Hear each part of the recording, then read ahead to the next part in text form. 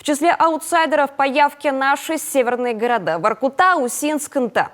Одна из возможных причин – холодная погода. Как и прогнозировали синоптики, в северных районах бушевал сильный ветер, местами с порывами до 14 метров в секунду. Что говорят по этому поводу в Приполярье, узнала Любовь Лапина. В Нтинском дворце культуры и техники 183-й избирательный участок. Избирателей прикреплено немного, зато есть голосующие по открепительным листам.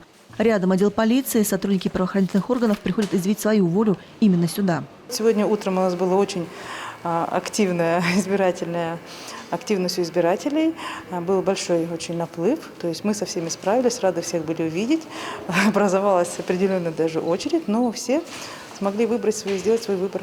В городском округе больше 24 тысяч избирателей. Погода в все дни выборов не радует, но в третий день на участках все-таки многолюдно. Я считаю, что каждый человек должен выражать свое мнение, как-то его огласить.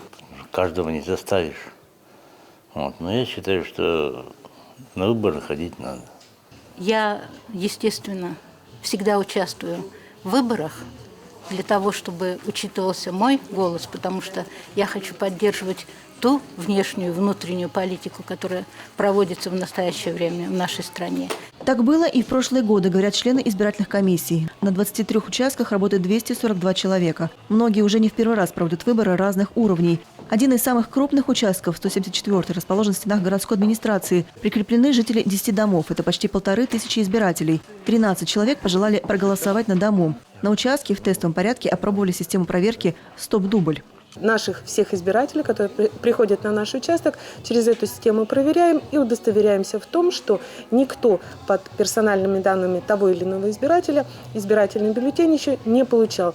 При этом наши избиратели, которые у нас уже проголосовали, они будут уверены 100%, что под их персональными данными на другом избирательном участке также никто не сможет получить избирательный бюллетень. Сведения вносятся через портал госуслуги. Оператор забивает информацию, нажимает кнопку и тут же получает ответ.